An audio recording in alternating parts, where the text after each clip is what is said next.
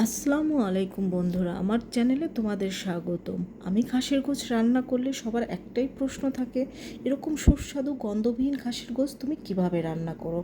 আমি কিভাবে এই গন্ধবিহীন খাসির গোশ রান্না করি সেই রেসিপি আজকে তোমাদের সাথে শেয়ার করব। তো এখানে আমি ধুয়ে পরিষ্কার করে কিছু খাসির গোশ নিয়ে নিয়েছি। এখন এই গোশের মধ্যে আমি দিয়ে দেব 3 টেবিল চামচ পরিমাণ লেবুর রস। এই লেবুর রসটা দিয়ে খাসির গোশটাকে মেখে আমি 10 মিনিট রেখে দেব। 10 মিনিট পরে এই খাসির গোশটাকে আমি গরম পানি দিয়ে ভালোভাবে ধুয়ে নেব। আর এই গরম পানিটা হবে ফুটন্ত গরম পানির থেকে একটু কম গরম, কিন্তু কুসুম গরম থেকে একটু বেশি গরম। 2-3 বার পানি চেঞ্জ করে এভাবে আমি গরম পানি দিয়ে এটাকে ধুয়ে নেব। এখন এখানে আমি দিয়ে দেব 3 টেবিল চামচ পরিমাণ টক দই। এই 3 টেবিল চামচ পরিমাণ টক দই দিয়ে এই খাসির গোশটাকে আমি 15 থেকে 20 মিনিট রেস্টে রেখে দেব। এখন তোমাদের নিয়ে যাচ্ছি চুলায়।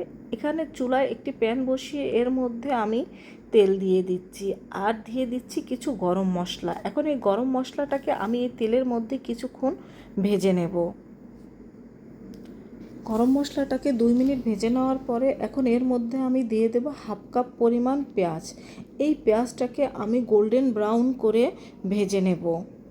গোল্ডেন ব্রাউন করে ভেজে নেওয়ার পরে এর মধ্যে আমি দিয়ে দেব সামান্য পানি। এখন দিয়ে দেব 1.5 টেবিল চামচ পরিমাণ আদা পেস্ট আর 1 টেবিল চামচ পরিমাণ রসুন পেস্ট।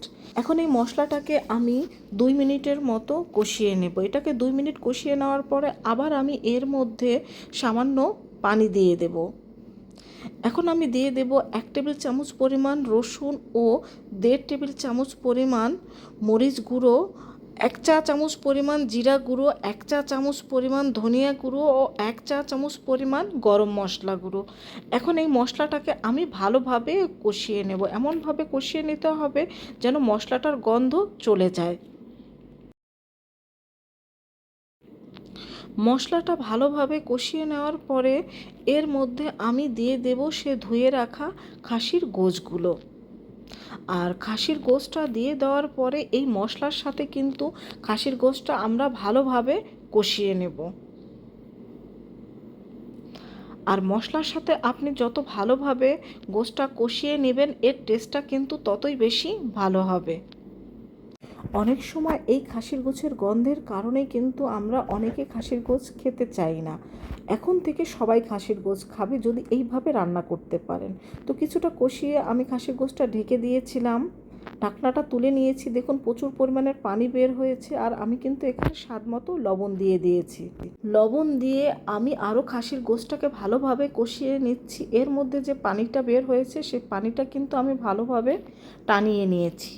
আর এখানে একটা টিপস রয়েছে, আপনারা কখনো খাসির গোশ কিন্তু প্রেশার কুকারে রান্না করতে যাবেন না। এই প্রেশার কুকারে রান্না করলেও কিন্তু খাসির গোশের গন্ধটা সহজে যেতে চায় না। এখন আমি এখানে দিয়ে দিচ্ছি 3 কাপ পরিমাণ গরম পানি। এখানে কিন্তু অবশ্যই গরম পানিটা ব্যবহার করবেন, কোনো রকম ঠান্ডা পানি ব্যবহার করা যাবে না। আর দিয়ে দিচ্ছি আমি কিছু কাঁচামরিচ।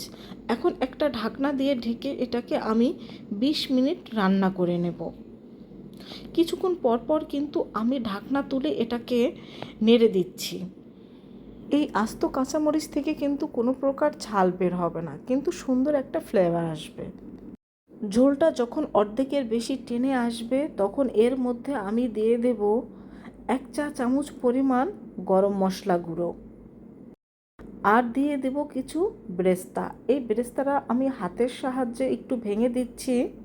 বেরেস্তাটা দেওয়ার পরে এটাকে আমি আরও কিছুক্ষণ একটু নেড়ে নিচ্ছি। এটাকে নেড়ে নেওয়ার পরে এখন আমি ঢাকনা দিয়ে ঢেকে এটাকে আরও 10 মিনিট রান্না করে নেব। আর এর সময় এই 10 মিনিট কিন্তু চুলার হিট আমি মিডিয়াম টু লো হিটে রাখবো। তো আমাদের গোশটা কিন্তু রান্না হয়ে গিয়েছে। দেখুন আমি এখন এই গোশটাকে নামিয়ে নেব। বন্ধুরা, আশা করি এই রেসিপিটা ফলো করলে তোমাদের খাসির গোশ থেকে এখন আর কোনো প্রকার কোনো গন্ধ আসবে না। কোনো রকম গন্ধ ছাড়াই কিন্তু তোমরা পারফেক্টভাবে খাসির গোশটা রান্না করে নিতে পারবে। তো খাসির গোশটাকে আমি সার্ভ করে নিচ্ছি। দেখো দেখো এটা দেখতে কতটা লোভনীয় হয়েছে। এভাবে খাসির গোশ রান্না করে খাওয়ালে দেখবে এখন থেকে তোমার কাছেও সবাই খাসির এই রেসিপিটা জানতে চাইবে। তো তৈরি হয়ে গেল আমাদের সুস্বাদু গন্ধবিহীন খাসির গোছ। এই ঈদে অবশ্যই রেসিপি ফলো করে তোমরা খুব সহজে এইভাবে সুস্বাদু গন্ধবিহীন খাসির গোছ রান্না করে নিতে পারবে। এভাবে খাসির গোছ রান্না করে খাওয়ালে দেখবে এতদিন যে খাসির গোছ খেতে চায়নি সেও বারবার এভাবে খাসির গোছ খেতে চাইবে। ভালো লাগলে লাইক, কমেন্ট, শেয়ার ও সাবস্ক্রাইব করে আমার পাশে থাকবে। সবাই ভালো থেকো। খোদা হাফেজ।